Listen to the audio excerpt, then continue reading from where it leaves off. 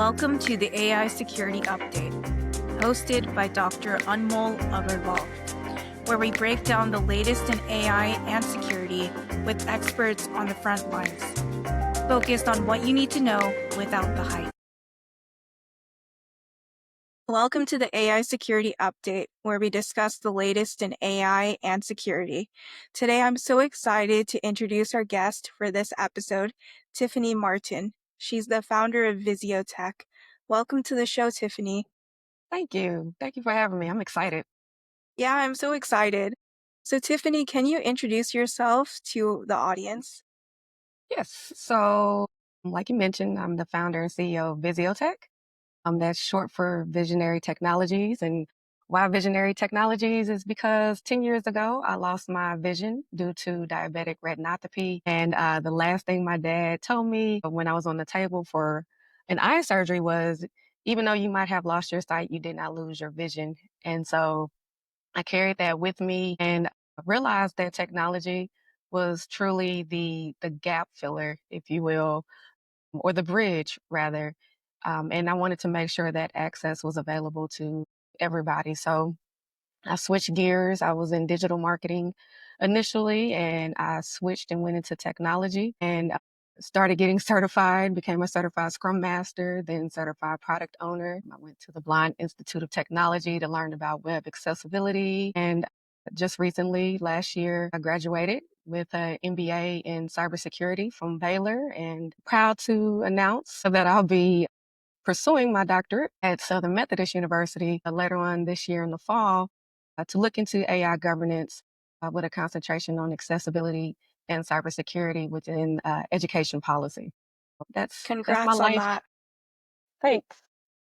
Yeah, that's so amazing. And just a question I have for you based on your experience, right, navigating the world and working in the AI security space. So, from your perspective, what are some challenges you think are there in the AI security field? This could be your personal challenges or just challenges you see in terms of AI security awareness. Just overall, I'm just starting with accessibility. When speaking with leadership teams and stakeholders and so forth, they always think accessibility is just something to resolve issues for a small group of people, not realizing that it really helps uh, the entire team, the entire organization as a whole. We go by this phenomena called the curb cut effect that was brought about by Angela Glover Blackwell. And basically, what that is in short is when you're walking down the sidewalk, there is a divot in the corner. Well, a lot of people don't know that was originally constructed for people with that utilize wheelchairs, but everybody uses it. Somebody pushing a stroller with a child, if you have one of those wheelie backpacks, if you're on a bicycle. One of the safety benefits of it is it somewhat prevents people from jaywalking. And so they, make sure that they're going toward that little corner and you just see the egress and regress of traffic going that way. Same thing applies when it pertains to technology. It's closed captioning for the deaf and hard of hearing. Many people utilize it if you're in a busy airport, if you're at work. Even those that are not native English speaking utilize those closed captioning in different ways. And so it shows how when you make things accessible, the entirety of groups actually get the benefit from it. That's one thing in which we're trying to express within our community to organizations. And typically we see accessibility and cybersecurity as reactionary, right? Something Yeah. happens, they want to call cybersecurity teams or, with compliance issues, somebody's getting sued because their site isn't accessible. And now they want to bring in accessibility. And so I'm hoping through some of the initiatives we're doing at Visiotech that we can bring those two fields together and start having these conversations like with what you're doing. Yeah, I think that's so important because it's really difficult sometimes for people to see the barriers that exist. Sometimes you see accessibility like it's a checkbox for a lot of these organizations. Yeah. I was traveling to Germany for a conference, and when I got to the gate, and I had to change gates for a connecting flight. The elevator was actually broken. So the elevator was broken. There was no one in sight to fix the elevator or anything like that. Yeah. And thankfully, I'm able to climb the stairs, but think about the people in wheelchairs who can't climb the Right. stairs. Then Right. how do they get to their flight? And I think people might not think about these things. Tiffany, as you know, it's not just mobility, it's any kind of condition, but people don't really think about these things unless it affects them or someone that they know or care about. Yeah. And I wish we were, proactive as a society. One thing that I like to say is, I don't have a disability. The world is disabled. It has rendered it itself defective by not making the adjustments needed to include all persons. There's over a billion people with disabilities in the global population. And in America, that increases. It's 1 in 4 Americans. So literally, you're dealing with people that have apparent and non-apparent disabilities. There's no one disability that's like every other. My blindness in my experience is different from somebody else's. I've been blind for 10 years. That's going to be a different experience from somebody that's been blind since birth. The tools that I use and how I adapt is going to look different from somebody else, and so we need to respect and honor those, that spectrum and those differences by trying to have a baseline of what accessibility looks like overall.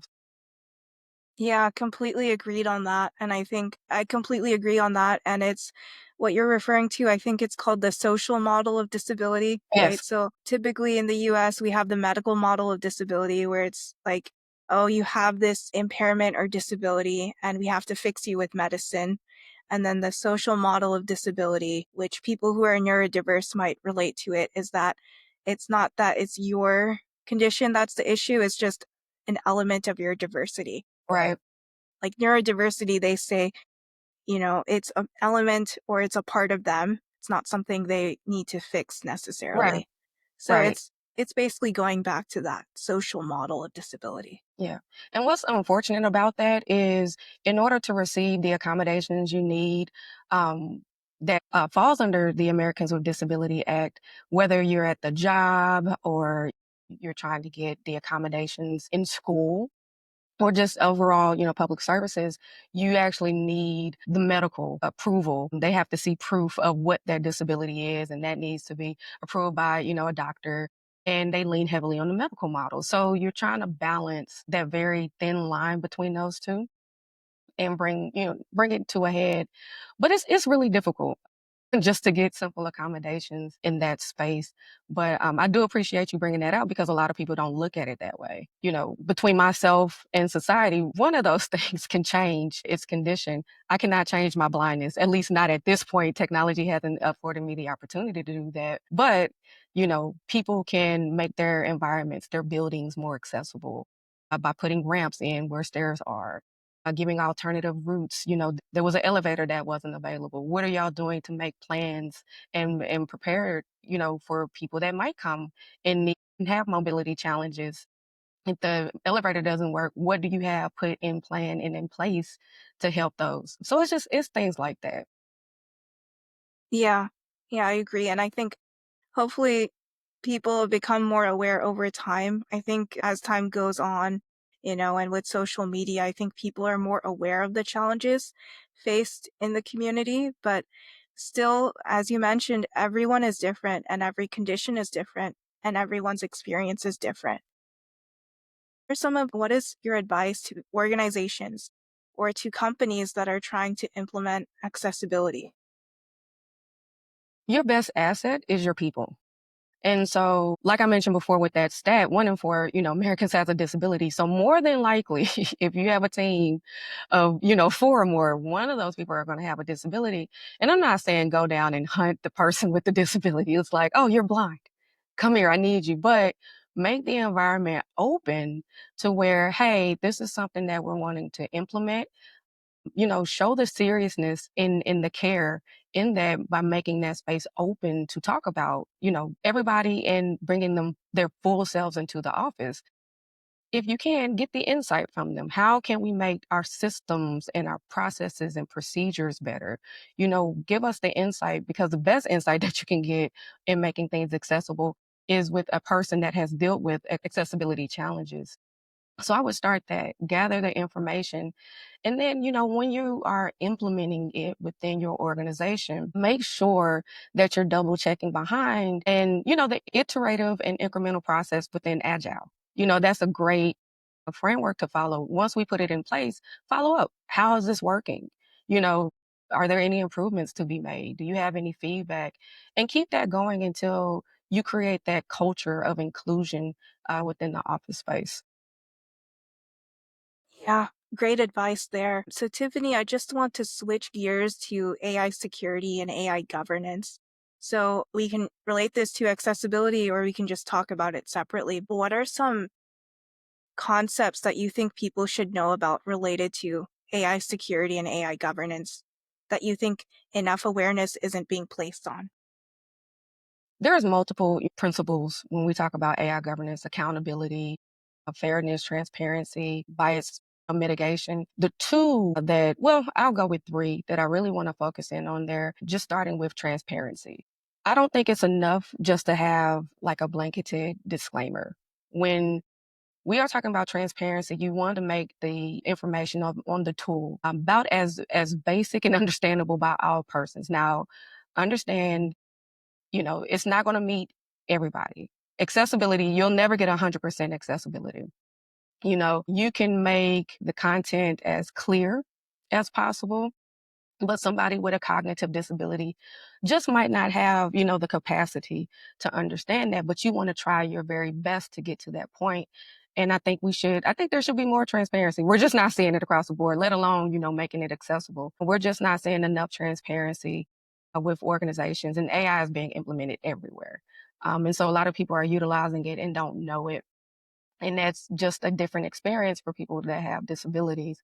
So that's one. When we are talking about biases, there are inherent biases within the data that is being utilized.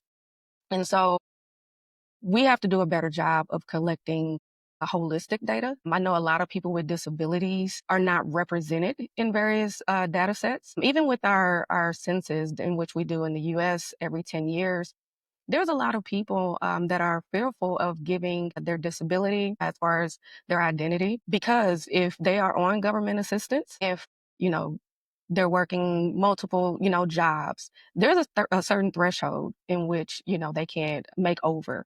Or if they have a household, the government takes into account who's in the household and considers that income. So they might not be willing to disclose it out of fear of losing that assistance. Well, we need that data in order to see what accommodations are needed as far as public services within our cities. So, if you're an organization out there, big and small, and you are collecting data, make sure that you're getting rid of biases and keeping in mind those biases that might happen with people with disabilities. And then the last one is accountability.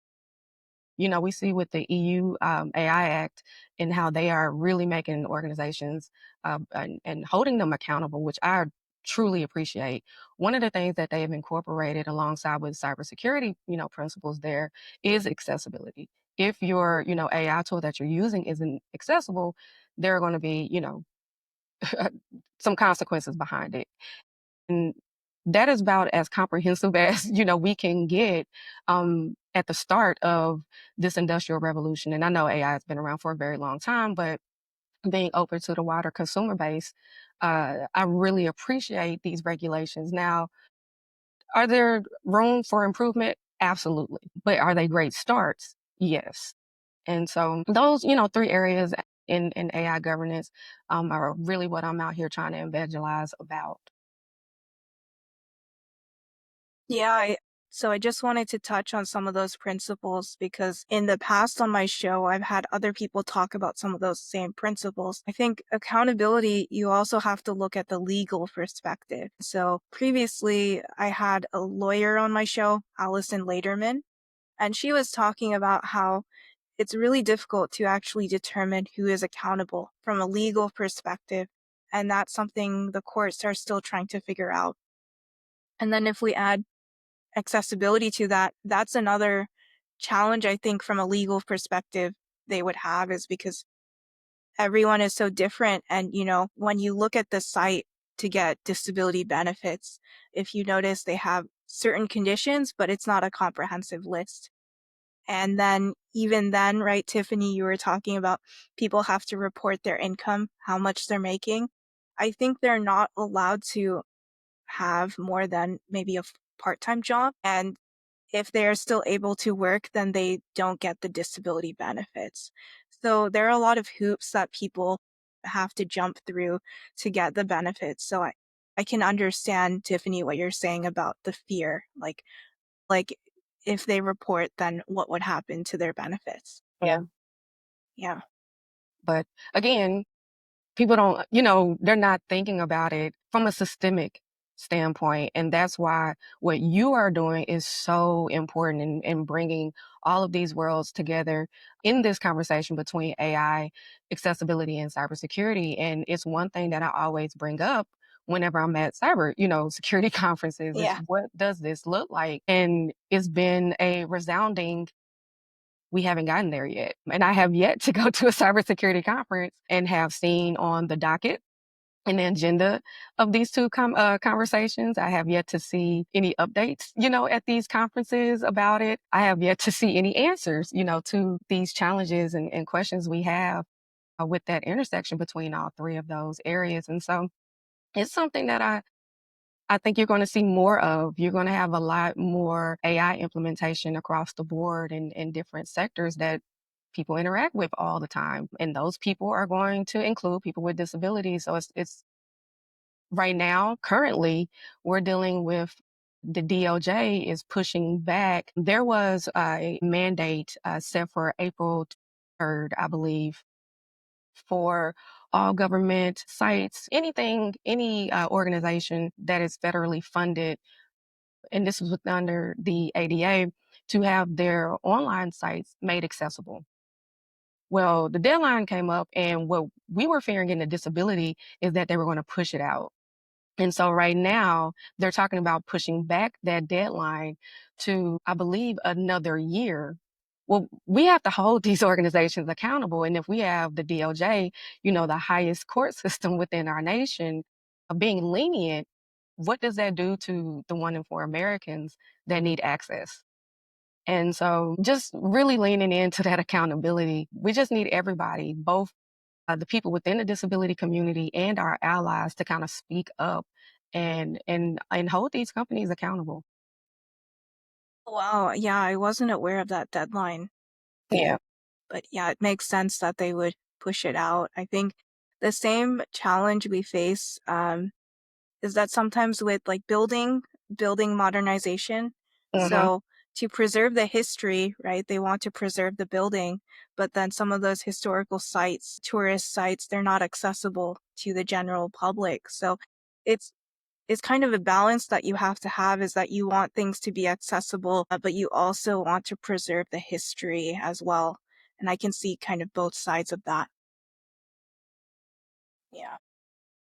So, Tiffany, I know that we talk about the challenges with AI, cybersecurity, and accessibility, but I think also there's a lot of innovation happening in the AI space to help people with different conditions. For example, AI is being used in the medical field to help stroke patients, it's being used to help people form conversations and communication. So AI is also helpful in innovating this space. Based on what you've seen happen in the world, what's a current event that you think people should know about related to AI or AI security? So for me, and it's such a balance because on one end, the innovation is making my life so much easier. And on the other side of that, the cybersecurity side of me is like, we have to figure this out. We have to find the balance between innovation and regulation.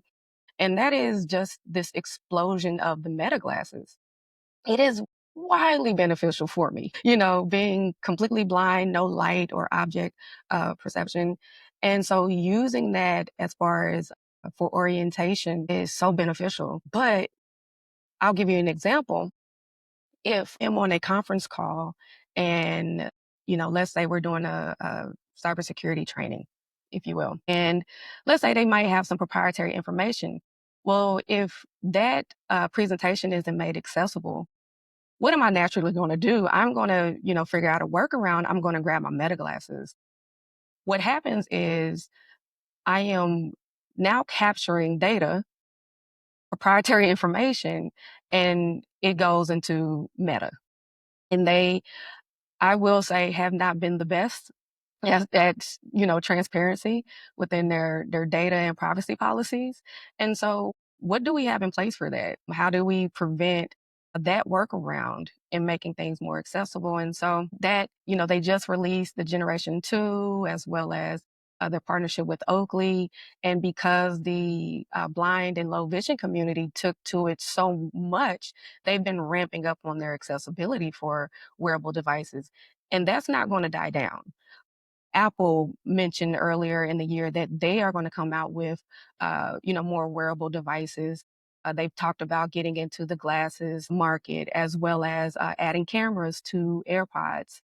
And so people are using AirPods within the hard of hearing community. The blind community is utilizing the glasses. What security is being put in place as you are implementing these AI models for these tools? And that is not a conversation that we are seeing enough of. Yeah, and I think going back to the meta glasses, right? It's helping so many people in the community. Even I would say just in general for people, it's helping them just instead of, having to take out their phone from their pocket, they can have everything with their meta glasses. And it's just a convenient tool for everyone. Kind of going back to what we were talking about earlier with the curb cuts. It was designed for accessibility, but now everyone uses it. But one challenge we see with the Meta glasses, and this is recent, is that privacy advocates, they are concerned about the Meta glasses because you can use the Meta glasses and record people without their consent. And there are really easy workarounds to just cover up the camera. They Yeah, just sell it on Amazon. It's really cheap to just cover up the camera and say, okay, it's just regular glasses. And they could record people without their consent, which is concerning for a lot of people. yeah, There are stories about people, they're in the shower or something and the Meta glasses are recording. yeah, So it is also a privacy concern. And when people look at someone that they're able to see a name tag sometimes where they can yeah, identify the people. yeah, So with every positive innovation, there are also privacy and cybersecurity concerns as well. yeah, always. And one thing I would like to say, there are companies out there that are bringing in AI governance and policies. One of those being Royal Caribbean. They are like, there are zones which are like no meta zones, essentially. One of those areas being where children are being held. If you go on a cruise, you can, drop off your children at, their daycares and so forth. You cannot wear meta glasses under any circumstances in those areas. There are other locations on the boat in which you can't do that, but they are really, from what I've seen, and I don't want to say the first, but I know they've been very vocal about it, and I appreciate it. From somebody that uses innovation um, and utilizes AI in different forms and methods in order to navigate. I appreciate there being regulation and some guardrails put in place. And I appreciate them being vocal about it because it gives others a framework and a guideline essentially to follow suit, in which we should have those things. Innovation should not be running rampant. Yeah, innovation, it's really important to have, but then we need to have guardrails in place, Yeah. AI governance in place. Remember, cybersecurity principles have security by design versus just deploying a product. One thing a lot of guests are talking about is vibe coding. So you don't want to just have a vibe coded product and deploy it out there without testing it and making sure it's secure. Yeah, and it's funny. I was part of a group, and the cybersecurity professors professionals were like, "Hey, do not deploy until you put these, things in place. And it was like, well, the AI, handle it. And we're not going that deep into it. And, we don't need all of those guardrails and so forth. And we're like, no, it needs to be put in place. As even though we're talking about accessibility, yes, good. We need to keep in mind, those practices and principles. We need to put these guardrails in place for this, this tool, this app that you're trying to develop. And it just, people are excited because the access to this powerful technology is cheap, and then they're able to deploy fast.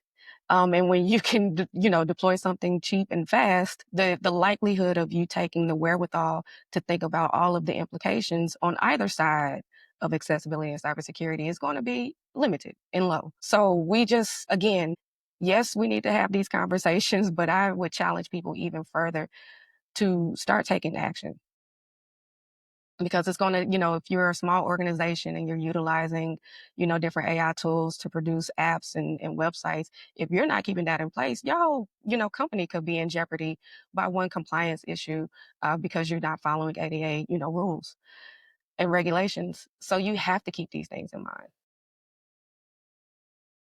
Yeah, great point. And Tiffany, the Royal Caribbean story, I had no idea that they had those designated meta safe zones. Another thing I just wanted to touch on was the rise of using AI in airports and in traveling. So, what are your thoughts on using your meta glasses at a situation like an airport? So when I go to an airport and I have my meta glasses, they're not on my face until I absolutely need them. And, I'm making sure that I am looking directly at the gate, area, or the kiosk that they have with the gate information. But I can't be 100% sure that that's happening.